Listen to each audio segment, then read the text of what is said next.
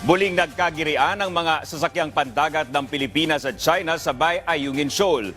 At sa pagkakataong ito, binanggapan ng barko ng China Coast Guard ang supply boat ng Armed Forces of the Philippines habang nagsasagawa ito ng resupply mission. Yan ang ulat ni Bea Bernardo.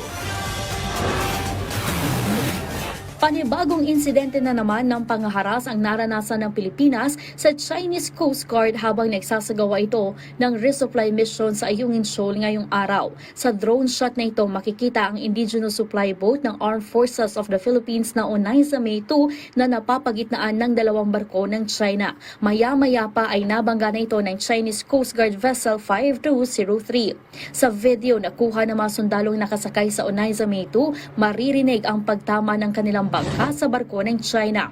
Sa isa pang drone shot, makikita naman na muntik nang tumama ang BRP Cabra sa isang barko ng Chinese Maritime Militia. Ang insidenteng ito mariing kinukundina ng National Task Force for the West Philippine Sea.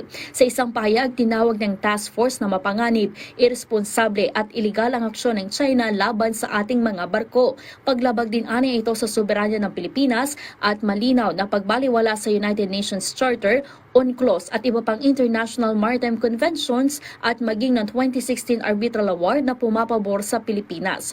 Inilagay din aniya ng China sa alanganin ng buhay ng mga tauhan ng unay sa May 2. Pero ang Chinese Coast Guard Pilipinas ang sinisisi sa nangyari.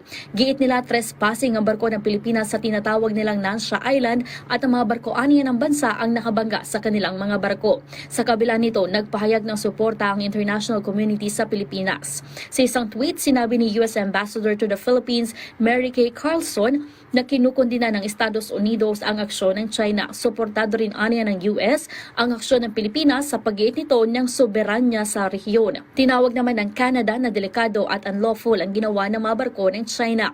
Nakaisa rin si EU Ambassador to the Philippines, Luc Veron, sa Pilipinas sa pag-iit ng international law sa South China Sea. Sa kabila naman ng nangyari, sinabi ng NTFWPS na nagpatuloy ang resupply mission at naabot ng unay sa May 1 ang BRP Sierra Madre. Bea Bernardo para sa Bayan.